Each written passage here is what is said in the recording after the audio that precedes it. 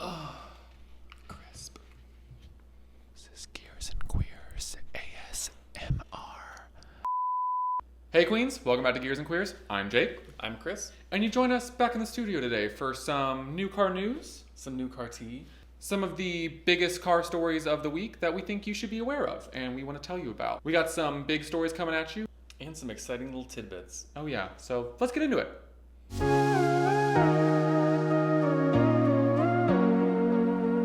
So possibly the biggest story of the week is the Cruise origin. Oh yes, maybe biggest of the year, and it's only January because this is a pretty big deal. So Cruise is a company, a fully autonomous self-driving tech company that GM bought a couple years ago. We'll throw the actual year up on the screen for their fully self-driving level 5, is it? Fully autonomous capability tech, and they're rolling out this new car, if you would call it that, minibus, robo-taxi, there's been a lot of names thrown around, called the Cruise Origin, which debuted to journalists and press and industry professionals a couple days ago. It's a pretty big moment for the self-driving car, and maybe not necessarily what we were expecting to see from this company. You know, we saw Bolt chassis driving around for years with sensors and no steering wheel and cameras and LiDAR and things like that, but this is the first actual physical, representation of the car we've seen. Yeah, this is actually a pretty radical departure from what like the automobile is as we know it. Right. I mean, like you mentioned, like the minibus form factor. This thing is like sliding doors on the side, no steering wheel, no even space for an operator, right? Yeah, Like a no backup pedals, driver. nothing tactile that you would normally associate with piloting a vehicle. And it's pretty, relative to a bus, it's pretty small. So it's just Yeah. like a new idea and a new execution that I think is what autonomous vehicles need. There were a couple running jokes about how many times venture capital will invent the bus.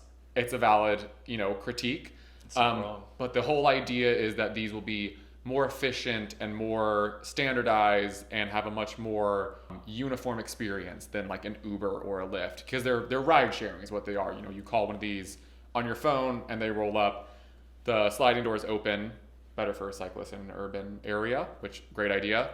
The thing is, they didn't release many solid concrete specs with this debut. Yeah, so like what do we know about the platform thus far, like the underpinnings? So Jason Torchinsky over at Jalopnik did a really great breakdown on this. So most of this is coming from his speculation and his questions with GM reps or Cruise reps. What is the most ubiquitous platform for electric vehicles that allows for the most space in the interior, even when you're driving? Skateboard. It's a skateboard. He is pretty sure that it's rear driven. Hard to kind of tell from side profiles where the front and rear of the car is. You can also see sort of bus style mirrors coming down off the roof edge. So he thinks rear drive. In urban environments, probably not much need for all-wheel drive. I am interested though, a lot of the press pics of this or renders of this thing are in San Francisco. A lot of hills, what happens if it rains? Like how does the car handle the situation? These are all things that need to be answered. Real world conditions that this is going to have to respond to. Yeah, and you brought up a good point earlier is the interior. Yeah, the from what we've seen, and this might just be like very early on, like it might not be fully fleshed out yet. I'm sure there's gonna be some value engineering going on here. For sure. But the durability, who among us has not been in like a New York City taxi cab or even like the metro, like or just an train Uber, lines? any Uber that's not the highest rated. Something that's seeing a lot of people, and especially like if we're moving towards like no longer having private ownership, and this is the kind of stuff that we're going to be interfacing with more and more, that's going to have to be a lot more durable for this concept to even continue. Yeah, that thing better be ready to be hosed down and have like a drain Rhino in the floor. line the whole damn thing and just a drain in the floor, like an igloo cooler. Yeah, seriously. And people are gonna, we know. We know. Yeah, it'll be interesting to see. These are all questions. What happens if you start vandalizing the thing? Does the car call the cops? Like, can it be remote pilot? What if it just drives itself, locks the doors and drives itself to a police station? That's kind of terrifying, to be honest with you. Yeah, these are like it's a what possibility, right? Yeah, like can it be remote piloted?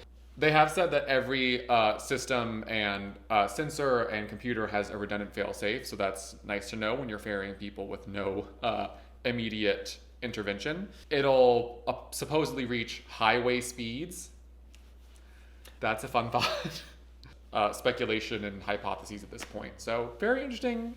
It doesn't feel like that much of a momentous occasion right now, but this is huge. A vehicle that they're saying they have 100,000 units ready to be rolled out with no pedal, no steering wheel.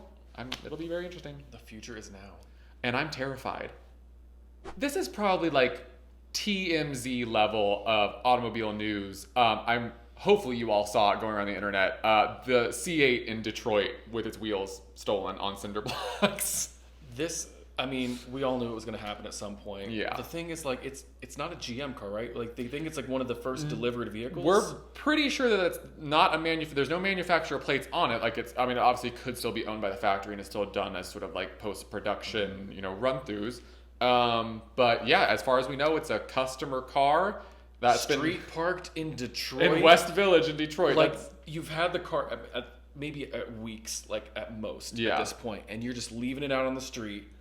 No wheel locks? Come on. Just seesawing on cinder blocks? At least they had the dignity to leave the thing on some cinder blocks. Yeah. The same day that news broke out, I texted you about this. I saw an Altima here in Atlanta. Of course, just under a bridge, wheels stolen, not on blocks. The thing is on the ground. Like, we'll drop a picture in if we can. How do you even recover that? I don't even know if you can repair a car, like a new chassis, that easily. Like, I don't know.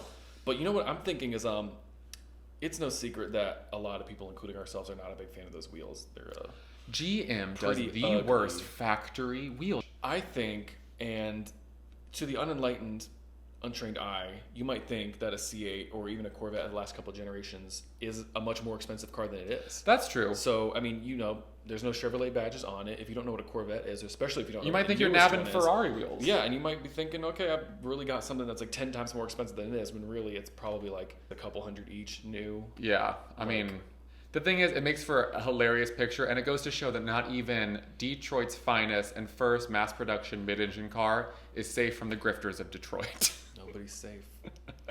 Let's stick with the subject of disappointing GM, and one that really we could go on. The one that really hurt my heart. Where there were rumors coming out that the Blackwing, the twin turbo, Soul Cadillac engine, Hot V V8, that was destined for the new CT5 is no longer destined for the CT5V or Blackwing, whatever they were going to call it. No more Blackwing for her. So Cadillac's new naming structure was confusing as it was. Oh, God.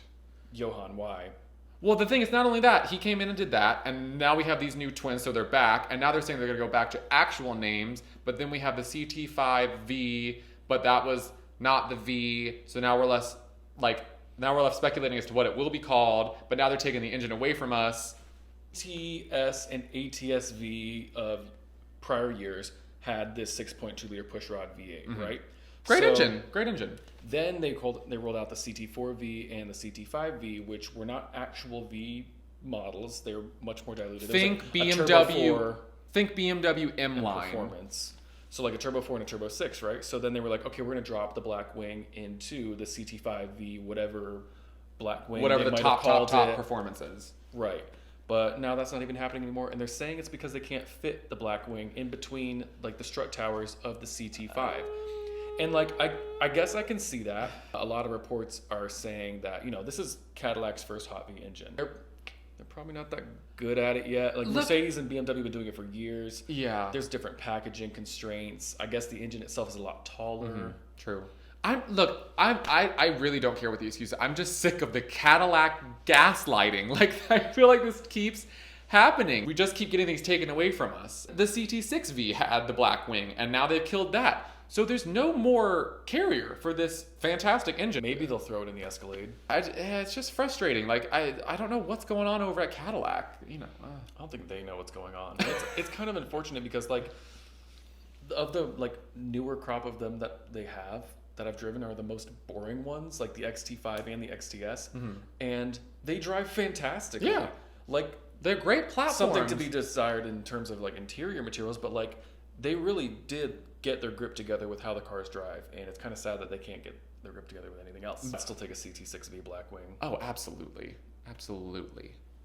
Well, to round out some disappointing engine news, how about some fantastic engine news? Oh my God. And that is the 4-liter flat 6 is making its way into the 718 Boxster and Cayman. Thank God. engine no gods. secret The that engine gods. You know, they give and they take. You know, it's the Lord Old giveth and Testament. the Lord taketh away. It's Old Testament. It's New Testament. Fantastic engine. You know, GT4 derived. As far as I'm concerned, it's probably the exact same engine that they're dropping as an option into GTS variants of the 718. It's no secret that many people hated them. I think Chris Harris actually predicted this, because he was saying that he's hearing rumors of ditching the 4 and going back to the 6. So this might be the first step in them moving back to all 6s in the correcting. Yeah. From everything I've read, that engine was an NVH nightmare. It didn't sound great, and it just wasn't. I know Porsche has that history of the flat 4s, like in the 914. Yeah, they're no stranger to it. But like, I know everybody says it just sounds like a WRX. So instead of getting the full 411 horsepower that you get in the GT4, you get 394 horsepower and 309 pound-feet. It's no secret. You gotta leave room at the top for the 911. We'll take it. We will take this win happily. And it comes standard with a limited slip diff, so... We have no choice but to stand. Yeah, well, to us, we're celebrating it. In reality, it's probably pure pandemonium over there. So, you know, to the winner goes the spoils. And that's the T. Well, thanks for tuning in to New Car News. But yeah, hopefully you left here a bit more aware of the state of the automotive industry, at least for this week. At least until, I don't know, next week when another Tesla catches fire and, you know, something else happens to GM. But for now, it seems like the universe is in balance. All's well. Thanks for tuning in, guys. We'll see you in the next one. I want, like, news anchor news, like... Dun, dun, dun, dun, dun, dun, dun. Give this video a big thumbs up and hit that notification bell.